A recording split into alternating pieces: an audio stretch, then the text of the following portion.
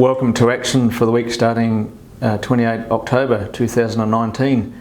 A couple of big subjects this week, obviously drought and also working on our submission for the reef, and also want to touch on natural capital, and within drought a quick chat about the emergency water infrastructure rebate scheme. AgForce continues to work incredibly diligently and strongly with the National Farmers Federation and all levels of government on the current drought.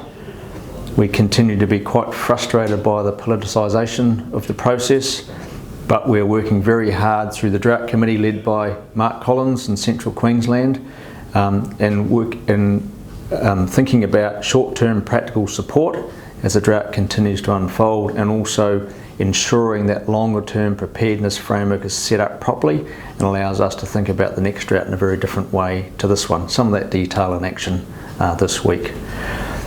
We also put out a natural capital article. We're the only state farming organisation to be trying to take a lead on talking about natural capital as a way of looking after our landscapes, which is not punitive, it's not driven by policy and government settings, and in a way where landholders start to get recognised economically as well as in other ways for looking after landscapes on behalf of the broader community.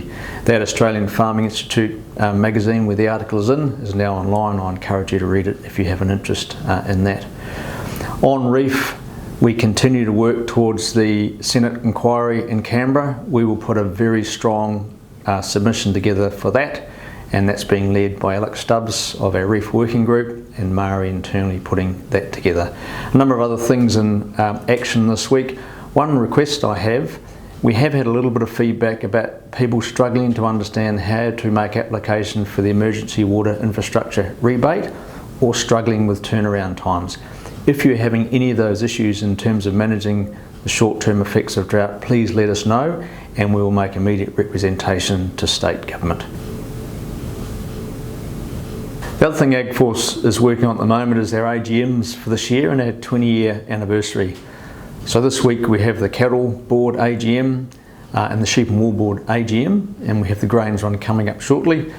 And in Brisbane, at the end of November, should I say, we have the AgForce Queensland Farmers Limited AGM and celebration of our 20 years. More details of that coming shortly. Hope to see a number of you at these important events if you can make it. It's also the last week of National Safety Month in Australia, so I encourage you in the spirit of that to think about things on your farm. One death is one too many. There's a lot of things online that can help us think about safety. That's all for this week. I'll see you on the weather forecast, a bit of rain inland. Hopefully it arrives. We'll talk again next week. For more details on the stories I've touched on and others, just click on the links below. The idea of Action each week is to give you a quick place to go to understand what we're doing, and by clicking through more detail for those who want to see it.